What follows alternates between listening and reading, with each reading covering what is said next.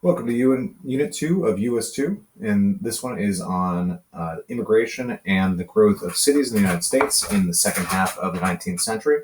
And this section is about the new so-called immigrants. So the overall question is, why did immigrants come to the United States and what impact do they have on American society? So this is a flag from before the Civil War from a group called the Know Nothing Party.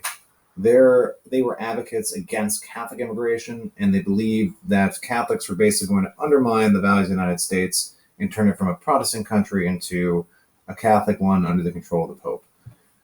It's ironic that in the corner it says Native Americans, and also on the flag itself, Native Americans beware of foreign influence, being the folks who made this flag were immigrants themselves. And the ballot box here in the kind of corner says that folks should be in the United States after emigrating for 21 years before they get the right to vote. And that would prove that they were nativized into, real Americans, basically. This is a cartoon from after the Civil War depicting basically a new immigrant from either, and we'll get into this in a second, Eastern Europe or Southern Europe, being denied access to the United States by these wealthy looking folks. You can see their shadows are their immigrant ancestors who clearly look poorer than they are. And so it's kind of a criticism of anti immigrant sentiment by the now prosperous children of former immigrants.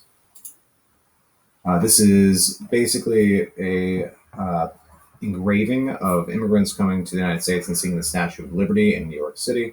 And so basically the difference between the immigration that occurs after 1870 and that before 1870 is before 1870, the so-called old immigrants were mostly Protestant, mostly English or German, and in some cases Irish, but all of them were considered to be assimilatable, meaning able to be absorbed into the culture by the white Anglo-Saxon Protestant majority of the United States who were concerned about transformation of their culture effectively.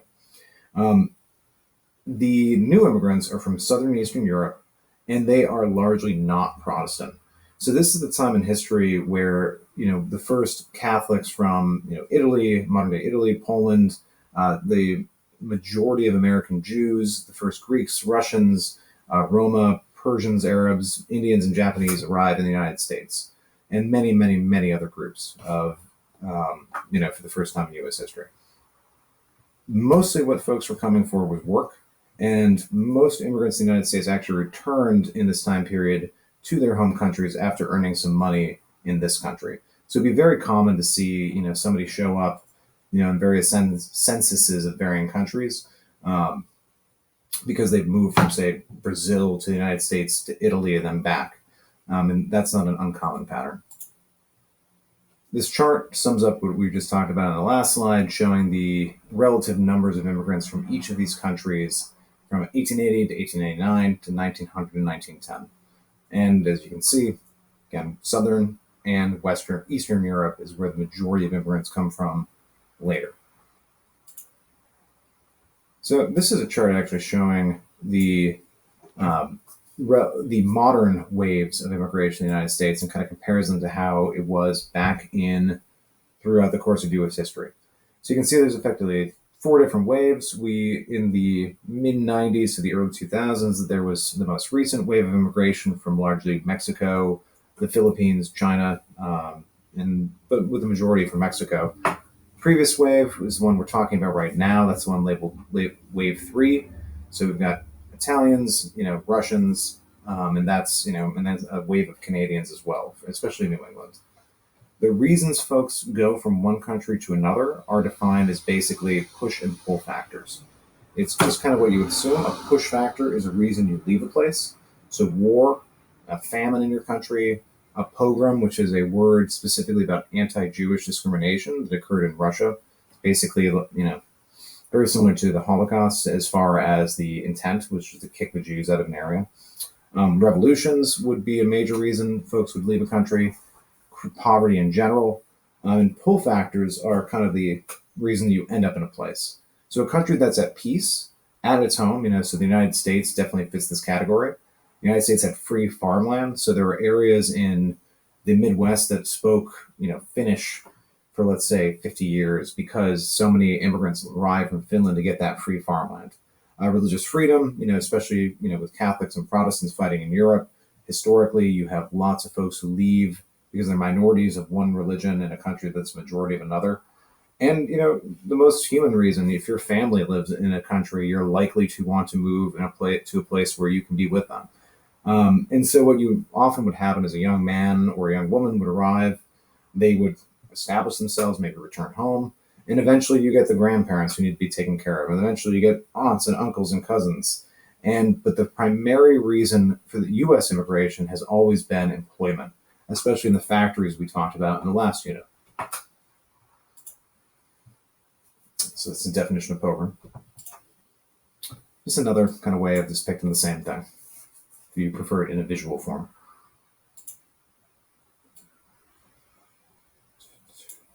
So the only real way to get to the United States in this time period was by ship.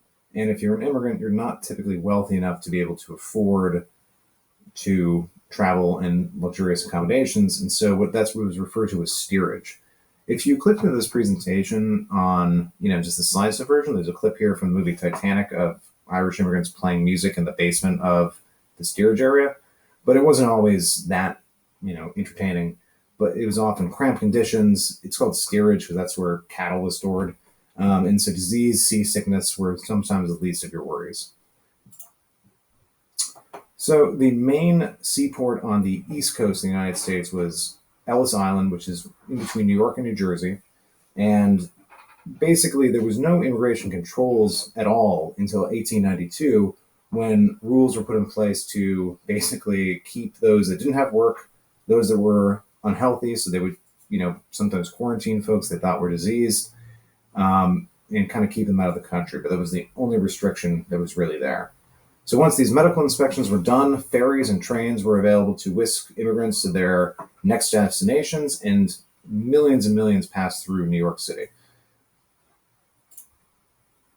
Here's a photograph of Ellis Island in relation to Manhattan. It's in the bottom left-hand corner over here. Manhattan Island is over here, so that's New York proper. And you've got Brooklyn, Queens, New Jersey. Again, this is the Ellis Island. You can see the train terminal, right here. Boats would come in, immigrants would be processed this building here. They would get on these platforms and go throughout the entire country. The situation on the West Coast was much less easy as far as immigration was concerned. There was a 1-month minimum quarantine for immigrants emigrating from Asia, particularly China, and they would often stay there for months in the Bay in San Francisco. After 1882, there was a ban on Chinese immigration called the Chinese Exclusion Act, and the only Chinese allowed in were American citizens returning from abroad, who were often criticized, or accused of lying about their immigration status.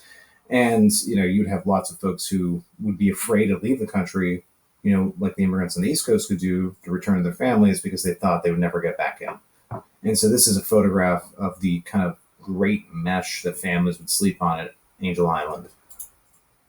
This is a poem written by one of the quarantine migrants from China in the wood that's still preserved from the 1800s. And what this basically means is, I've been waiting for 4 seasons and I'm still waiting. When will I get to go home? It's very sad, actually. And so this is a picture of Angel Island. It's barren. There's no water sources on it. And the city of San Francisco, the Golden Gate Bridge in the background. There was a famous case because of that sort of issue of immigration called the Wong Ark case. So this gentleman's name is Wong Kim Ark. And he established the idea of birthright citizenship under the 14th Amendment of the Constitution when the U.S. government basically tried to say that he wasn't a U.S. citizen because he was born to Chinese parents. The Supreme Court ruled that being born in the United States under the 14th Amendment makes you a U.S. citizen regardless of the national status of your parents. But both of his parents were Chinese immigrants. They were Chinese subjects. He, however, by being born in the U.S., was an American citizen. So if any of you were born in the United States and are American citizens because of it, you can thank Wong Kim Ark and the Supreme Court case that he put out in the late 1800s. At a time period, by the way, where the Chinese were actually banned from being immigrants to the U.S., so under real discrimination. So as far as ethnic enclaves, you may have noticed this if you've ever traveled to a city. It's a pretty simple story. It's kind of that pull factor we talked about earlier. People move to where families are, and family is something, can be writ pretty large. So your community is some place that can support you. So I've got a couple images of just various ethnic enclaves. This is a little India. You can see the Indian flag on the wall. Assimilation is an idea that's basically about becoming American, and it's usually defined by people that are talking mostly about language, clothing choices, habits like that. And so there are English teaching classes. There's this idea of ethnicity. Are Catholics white, or Jews white, or Chinese white? What's it mean to be American? And this is basically a really hot button political topic at the time, where the Republican Party is pretty much in favor of allowing immigration, and the Democratic Party back then was against it. This is a time period where the Democratic Party was largely Protestant, Southern, and anti. Get out of here, cat. I'll keep that one in there. And anti-immigration just in general. So this is an example of assimilation from the West. So this is the Native American gentleman, the same in both pictures. On the left, he's wearing Native American garb. I believe he's a member of the Sioux tribe, with the caveat that he's got crucifixes around his neck. And on the right, this is after he goes and gets an education in Pennsylvania and assimilates towards what's seen as American culture at the time. There were schools for this. Keep America Great, learn the language, become American citizen. And I believe this one's from 1920. So this is an idea that goes on really to the present. I'm sure you've heard folks talk about the idea that you need to learn English to be an American, etc. So the last thing in this kind of section is the, frankly, travesty of the Chinese Exclusion Act of 1882. And if you remember back to the last unit, the idea of social Darwinism, that situations in a country are because of the inherent capacity of the citizens of that country.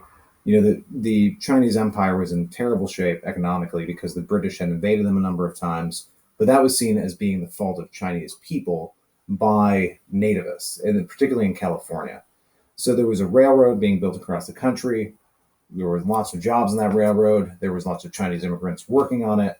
And you effectively have a coalition of business owners and nativists, racists, to get the government of the United States to ban any new immigration from China. We're going to be doing an activity on that later in the week. There's another cartoon on it. And this is just a series of pictures about the introduction of food by various immigrant groups. And, immigration matters because they literally built the cities of the United States, and, including things like the Holyoke Dam and Holyoke that you're aware of, but, and as well as the Transcontinental Railway. So, here's some pictures of pizza.